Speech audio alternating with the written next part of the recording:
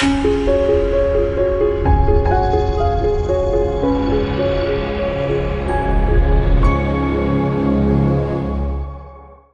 guys, welcome back. In this video, we're going to be talking about how to or creating something that's worth discussing. So, whenever you're trying to work with a joint venture or some partner, especially if they are bigger, in the food chain and they have a larger reach, you need to give them more than just an idea, right? I mean, if you go to someone and say, "Hey, I have this great idea. I think it would be perfect if we partnered on it." An idea is just an idea, right? I mean, 95% of doing something is the execution of it. And only 5% of it is the idea, right? I mean, there's lots of ideas floating around out there, and I can't tell you how many people have contacted me, and I'm sure if you're more influential in the niche or in your niche, you've probably been contacted as well with people saying, "Hey, I have this great idea. This is what it is, and would you be interested in doing it with me?" Well, if you're going to do that, there's what's for them to say, well, I'll just go and do this on my own, right? Now, if you actually have something that's done and built and ready to go, you have a lot more leverage there. Okay, so it's very important if you're looking to joint venture or partner with someone who's bigger than you. It's much better to find someone that believes in what you have already created, okay, and then roll and go with that. So you need to have something that's worth discussing. It's obviously got to be relevant to what they do. You don't want to contact a potential partner with someone who's in a totally different niche or is kind of outside the realm of what they normally do. Like when I launch products, I do a lot of software, so I always try to find or I'll accept more projects as a joint venture for people that already have done software. Okay, I just kind of speaking in the internet marketing niche, ideally a product like that's software or training related is what you're trying to go for. Must be better than what's in the market currently. Okay, so if someone creates a product, the first thing I'm going to say to them is, well, what makes your product better than what's currently out there? It's very hard to find a product that's going to be successful in the marketplace that hasn't already been done before. So you need to figure out what is your competitive advantage. Is there industry demand? Okay, you need to be able to do this research and be able to answer these questions because these people that you're going to be talking to are going to want the answers to these questions. Okay. And like I said before, you must have the product created, not just some sort of theory. Okay. If you can have stats, this is a major plus. Okay. If you can have a product and you can say, hey, I've already been selling this thing. I've already had some great success. I've had some great conversion stats, and we've made this type of, we've made $3 EPCs. I've tested it with my own internal list. I've done some paid traffic. Now I just need to scale this thing out. Well, that is where the dollar signs can show up in the JV's eyes and say, hey, this guy's already done some testing on this, and obviously people want it. He just needs to grow the market. He needs to get it out there to a larger audience. So if you can have stats available to your partner, your potential partner, that's going to be a plus. Okay.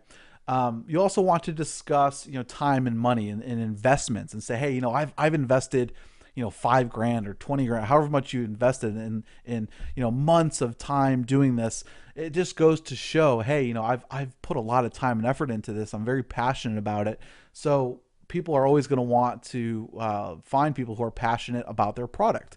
Okay, you want to document everything that you've done. Okay, you want to leave a paper trail in terms of all the different ideas and features and things like that you have done along or maybe the different iterations of the product along the way.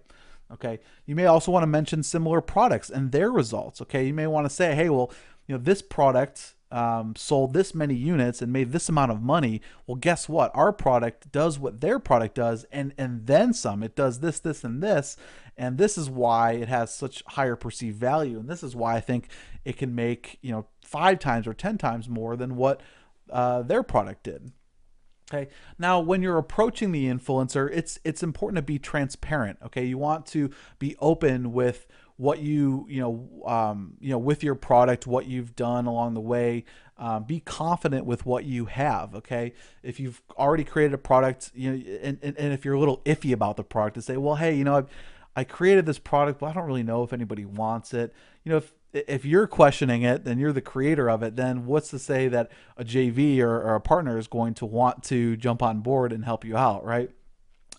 Make sure you know what you're talking about, what you're doing. Did you do your homework? Did you research the market? Did you, you're almost pitching. It's almost like pitching a VC for capital money. You're pitching an affiliate, or I'm sorry, a partner.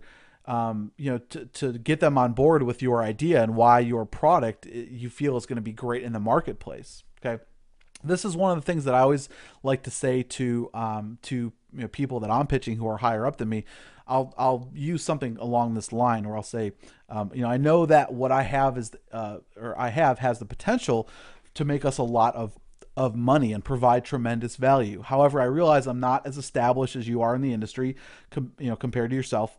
I'm hoping that you see the potential as well, as I think this would be a perfect fit to launch this product together. Okay, so what I'm saying is, in this phrase is that there's a lot of money to be made. There's a tremendous amount of value, which means, hey, if this partner aligns himself with me and in my product, he can be aligning himself with a product that can provide a tremendous amount of value, right? And then you're being honest and open with them, saying, hey, I know I'm not established as you are in the industry. That's why I'm reaching out to you. I know that you have an audience, and I think you can help take this to the next level. Okay. You also, when discussing money, you need to know in your head, you need to be okay with a 50-50 split or even less than that. Okay. But you may not want to say that. Okay. You may not want to say, hey, I'm fine with less than 50% or whatever, because then they're going to take you at your word, right? But in the back of your mind, if the influencer says, hey, well, I'd be willing to do this, at a 50-50 split, be okay with that. Okay. This shouldn't be about how much money you can make from this, from a product launch or from a promotion, right? Think of the big picture. Okay. Think of it in the way that, hey, if I get to partner with this guy, I'm aligning myself with a great person, and he can introduce me to affiliate partners and his resources and his, designers and developers and all that kind of stuff.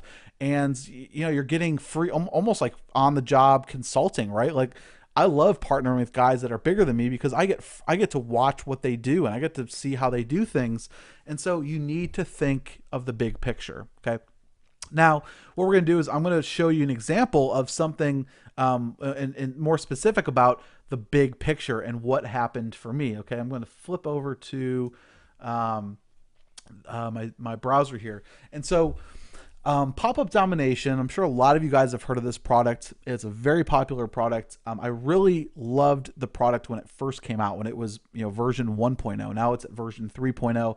I loved the product, and so I sought out the developers of this product. Okay, I wanted to know who developed this product. I found out who did, and I contacted them, and I said, hey, I have this idea for this product. Would you be interested in developing it for me? So I went and I found really good developers because I knew they had already created a solid product before, and they agreed to it, and so here's what happened. Okay, I'm just going to use a little sketch pad here. My product was called List Eruption. Okay. List Eruption was a product I created. This was like my first big product. Okay. And this writing thing is not the best, but anyways. Okay. So List Eruption. Okay. This is version 1. Okay. And here's what I knew. I knew that I did not have a lot of influence in the space. I had been making some money, like doing some of the offline consulting. And so I paid 10 grand to have this product created. Okay. I knew that if I had this product created by these developers, that I would have something high quality. Okay. Now I created that product, and what I tried to do was I tried to like launch it on my own. Okay. I launched it on my own, kind of just doing like a beta test. And, I didn't really make a lot of money. I made probably about $300. That's about what I made.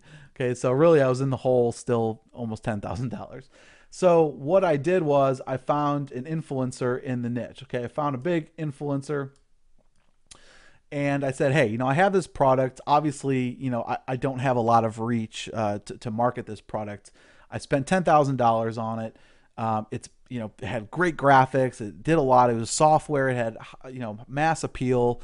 I had all of the ingredients to do well. I just needed help in, in marketing it. And so what we did was we did a 50-50 split, and that was our net. Okay, that was net revenue after paying affiliates. So we did a product launch. I did a product launch with him. He is remaining nameless or anonymous, but anyways, we did a product launch, and it generated about $25,000. Okay, now here is what's okay. Now that was the long and the short of it. Now, half of this went to affiliates. Okay, half went to affiliates, and then the other half went to the partner and myself. So partner and me. Okay, so all in all, I mean, I didn't make a crazy amount of money. Let's just say let's just say I made 6 grand. Okay, let's just say I made 6 grand. So I'm still in the hole, but that's okay because guess what? I made friends with all his partners, right? I made friends with all his affiliates. Okay, I made friends with his designers, his designers, and just and then I also build an email list of buyers. Okay, so I made a list of email or of buyers there, and so now I can promote products as an affiliate. Okay, so now I'm promoting other people's products, and I can promote other new products that I launch into the future. So that is what really got the ball rolling for me. I started with List Eruption version 1.0. I didn't do much on my own. I had to find a partner, someone who was influential in the space. We split the net revenue 50-50. But guess what? Now I have affiliate partners that I know from him. I was able to get a great designer to help me with new stuff. And so now I have, I'm still in the hole, but that's okay. So now I find someone else, a developer, okay, and I partnered with him, and we launched version 2.0. Okay, so we had the foundation of the product, and we launched version 2.0. Well, guess what? Now that we launched this probably 1 to 2 years later. Okay, 1 to 2 years later, we I over that time I continued to build my email list and continued to build affiliate relationships with influencers. And guess what? We generated over $150,000 in revenue. Okay. Now some of that obviously went to affiliates, but guess what? Now I'm making money. Probably I'm plus, I don't know, 40 or 50,000. Okay. Just from takeaway after all of my expenses. So as you can see, how this led to bigger payouts, okay, into bigger things into the future. I also found a partner who was a developer, so I didn't have to pay for development costs anymore. And so all this stuff led to bigger payouts, a larger email list. And so guys, going back to what I'm saying, and to make a long story short, is it's okay to give up a lot on the front end, because in the back end you're going to be making more relationships, and you're going to be making more money. Okay, so you need to think about that, and you need to have something, and you need to invest into something that is real and tangible to get the attention of this, of the influencer to partner with you. Okay, so hopefully you liked my little diagram, but anyways, and hopefully that made sense. So that's it for this video. I'll see you in the next one.